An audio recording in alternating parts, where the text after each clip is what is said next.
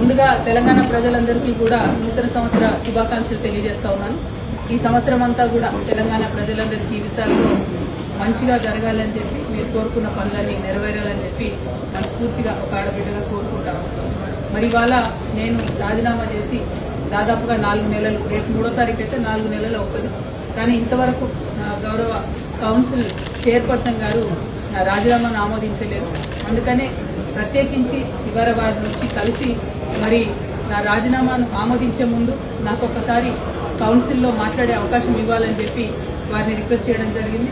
మరి most probably 5వ తారీఖు అవకాశం ఇస్తామని చెప్పి వారు చెప్పడం జరిగింది. వారు 5వ తారీఖు ఇచ్చే అవకాశాన్ని సద్వినియోగం చేసుకొని మరి నా రాజీనామాకు కారణాలు ఏంటో కూడా సవివరంగా వివరించి on the floor of the house నేను మళ్ళొకసారి నా రాజీనామాను యాక్సెప్ట్ చేయమని అడగబోతా ఉన్నాను. సో ఈ విషయాన్ని తెలంగాణ ప్రజలందరికీ తెలియజేస్తా ఉన్నాను. పార్లమెంటరీ ప్రాక్టీసెస్ కానీ మనము ఫాలో అవ్వాల్సినటువంటి ప్రొసీజర్స్ కానీ కరెక్ట్గా ఫాలో అయితే బాగుంటుంది. అందుకనే ఆ రోజు అవకాశం తీసుకొని మాట్లాడి నా రాజీనామా కారణాలు కూడా వివరిస్తారని ఈ సందర్భంగా మీ అందరికీ తెలియజేస్తా ఉన్నాను. ఎట్ ద సేమ్ టైం నిన్న ఈరోజు రాష్ట్రంలో జరుగుతున్నటువంటి రాజకీయాలన్నింటినీ కూడా, పరిణామాలన్నింటినీ కూడా మనం చూస్తూ ఉన్నాం. మరి ప్రత్యేకించి ఈ మధ్యనే నేను పాలమూరు జిల్లాకు కూడా పర్యటనకు వెళ్లడం జరిగింది.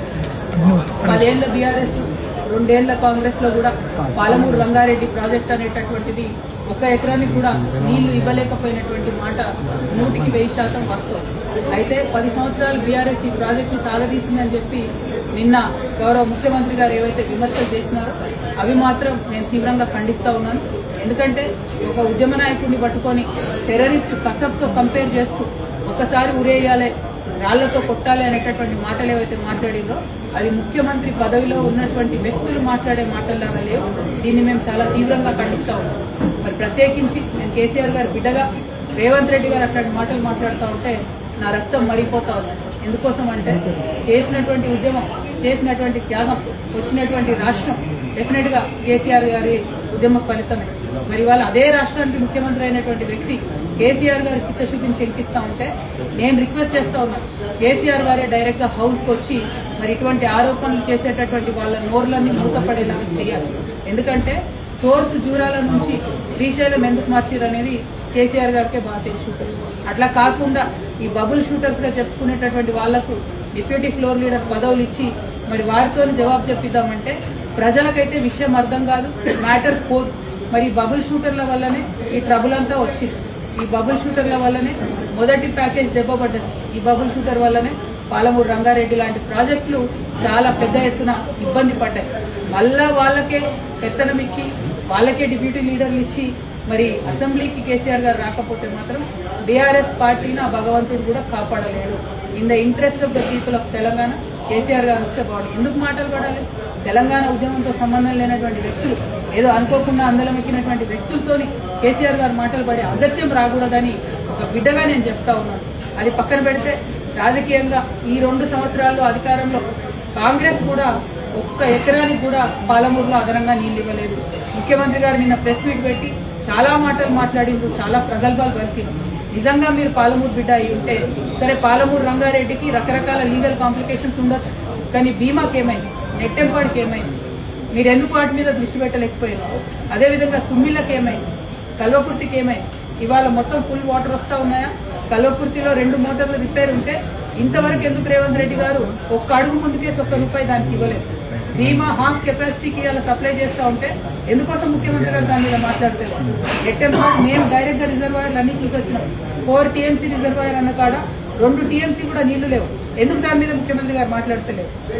నిజంగా మీకు చిత్తశుద్ధి ఉంటే మీరు నిన్న ఏదైతే కేసీఆర్ గారిని క్రిటిసైజ్ చేసిండ్రో, జూరాల నుండి సోర్స్ మార్చి శ్రీశైలం పెట్టినని చెప్పిరో, మీరు కొడంగల్, నారాయణపేట, మక్తల్ లిఫ్ట్ ఇరిగేషన్ కి మళ్ళీ మీరెందుకు జూరాల సోర్స్ పెట్టడం లేదు?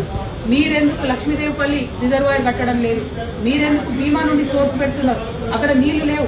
భీమా అనేది ఒక పిల్ల కాలువ, దాని నుంచి వాటర్ వచ్చే ఆస్కారం ఉండదు. అటువంటి దగ్గర మీరెందుకు సోర్స్ పెడతా ఉన్నారు? మీకేం లాలుచి ఉంది ఆంధ్ర పాలకులతో? ఆంధ్రాలో చంద్రబాబు నాయుడు గారు ఉన్నా, జగన్మోహన్ రెడ్డి గారు ఉన్నా, వాళ్ళు మన నీటిని దోచుకొని పోయే ప్రయత్నమే చేస్తున్నారు. ఆ రాజకీయాన్ని పక్కన పెట్టి ప్రాంత ప్రయోజనాలను ఏవైతే ఆంధ్ర నాయకులు కలిసి కాపాడుకుంటున్నారో మన తెలంగాణలో ఆ చిత్తశుద్ధి లోపించింది. ఇవాళ మేడిగడ్డను 2 ఏళ్లు ఎండబెట్టిన తర్వాత రేవంత్ రెడ్డి గారికి జ్ఞానోదయమై ఇప్పుడు టెండర్ పిలిచి ఇప్పుడు బాగు చేస్తున్నారు. లక్షల ఎకరాలు 2 ఏళ్లలో ఎండబెట్టిరు మీరు. ఆ రైతన్నల కడుపు కోత మీకు కొట్టకుండా పోదు. అదేవిధంగా కృష్ణాలో కూడా 2 సంవత్సరాల ప్రాజెక్టు గురించి మాట్లాడకుండా మాలాంటి వాళ్ళందరం పోయి అక్కడ చూసి వచ్చిన తర్వాత ఇప్పుడు పెద్ద ఎత్తున మాట్లాడుతూ క్రిటిసైజ్ చేస్తున్నారు. అది మీ యొక్క చిత్తశుద్ధి లేనితనాన్ని, పాలమూరు ప్రజల నుంచి పాలమూరు బిడ్డగా అని చెప్పుకుంటున్న మీ యొక్క వైఫల్యాన్ని మాత్రమే పదే పదే తెలంగాణ ప్రజల ముందు చూపిస్తా ఉంది. నేను ఇవాళ డిమాండ్ చేసేది ఒకటే, ఏ ప్రాజెక్ట్ అయినా సరే రాజకీయాలకు అతీతంగా ముందుకెళ్లాలి, ప్రజా ప్రయోజనాన్ని కాపాడాలి, అది కాపాడే విధంగా ముందుకు పోవాలి తప్ప ప్రతి ఒక్కదాన్ని రాజకీయంతో ముడిపెట్టి ప్రాజెక్టు నాపితే ఏదో ప్రతిపక్షాలను బదనాం చేయొచ్చు అనే ప్రయత్నం కరెక్ట్ కాదు. ఇప్పటికైనా పాలమూరు రంగారెడ్డి ఇంటేక్ సోర్స్ మార్చండి, మార్చినటువంటి దాంతో పనులు చేయండి. అయినా ఒక్క మాట నేను అడుగుతా ఉన్న తెలంగాణ ప్రజలు కూడా గట్టిగా ఆలోచన చేసుకోవాలి. ముఖ్యమంత్రి గారు ఒక మాట చెప్పారు, నిన్న పాలమూరు రంగారెడ్డి మీద మొత్తం ఎన్జీటీ స్టే ఇచ్చిందని చెప్పారు. రాయలసీమ లిఫ్ట్ ఇరిగేషన్ మీద స్టే లేదా అండి? వాళ్ళు పనులు చేసుకోలేదా వాళ్ళ భూభాగంలో? పోతిరెడ్డిపాడు మీద స్టే లేకుండానా? వాళ్ళు పనులు చేసుకోలేదా వాళ్ళ భూభాగంలో? మరి మీరు 2 సంవత్సరాల నుంచి 27,000 ల్యాండ్ అక్వైర్ అయి ఉంటే కూడా ఒక్క కాలువ కూడా ఎందుకు తవ్వలేదు? మీ డిప్యూటీ సీఎం గారి దగ్గర, ఫైనాన్స్ మినిస్టర్ గారి దగ్గర 12,000 ఫైళ్లు పెండింగ్ ఉన్నాయి. అందులో పాలమూరు రంగారెడ్డి ఇరిగేషన్ సంబంధించిన ఫైళ్లు, జీఎస్టీ యాడ్ అయిన ఫైళ్లు కూడా పెండింగ్ ఉన్నాయి. అందుకే ఒక్క కాంట్రాక్టర్ కూడా ఒక్క తట్టెడు మట్టి కూడా దవ్వుతలేడు. మీ వైఫల్యాన్ని కప్పించుకోవడానికి మీరు కేసీఆర్ గారినో ప్రతిపక్షాలను తిడతామంటే ఇవాళ ఎడ్డి గుడ్డి తెలంగాణ కాదు, ప్రతి ఒక్కటి తెలిసిన తెలంగాణ. ప్రజలందరికీ వాస్తవాలు తెలుసు, తెలిసేటట్టుగా చెప్పడానికి తెలంగాణ జాగృతి బయలుదేరింది, జనం బాట పట్టింది. అందుకే ఇవాళ మీరందరూ కూడా అసెంబ్లీ పెట్టారు. ఎవరి కోసం పెట్టింది అసెంబ్లీ? మీరు పెట్టి మీరు బీఆర్ఎస్ తిట్టా, బీఆర్ఎస్ మిమ్మల్ని తిట్టా, ప్రజా సమస్యలు మాట్లాడకండి, అసెంబ్లీలో టైంపాస్ చేయండి, రీల్స్ చేసుకోండి, బయటికి వెళ్ళండి. ఇది కరెక్ట్ పద్ధతి కాదు. గౌరవ ముఖ్యమంత్రి గారు నేను మళ్ళీ రిక్వెస్ట్ చేస్తా ఉన్నా, మీ మాట తీరు మార్చుకోండి. కరెక్ట్ మాట కాదు ఇది. తెలంగాణ పౌరుషాన్ని చూపించే మాట తీరు కాదు, ఇది అవమానకరమైనటువంటి మాట తీరు. దేశంలో ఉన్నటువంటి టెర్రరిస్టులతో మీరు మీ ప్రతిపక్ష నాయకుల్ని పోలిస్తా ఉన్నారంటే మీరు చేసేది కూడా దేశ ద్రోహమే అన్న విషయాన్ని నేను ముఖ్యమంత్రి గారికి మరొకసారి తెలియజేస్తూ, మరి చైర్మన్ గారు నాకు ఏదైతే అవకాశం ఇస్తున్నారో 5వ తారీఖు నాడు దాన్ని సద్వినియోగం చేసుకొని నేను రాజీనామా చేయడానికి గల కారణాలను తెలంగాణ బిడ్డలందరికీ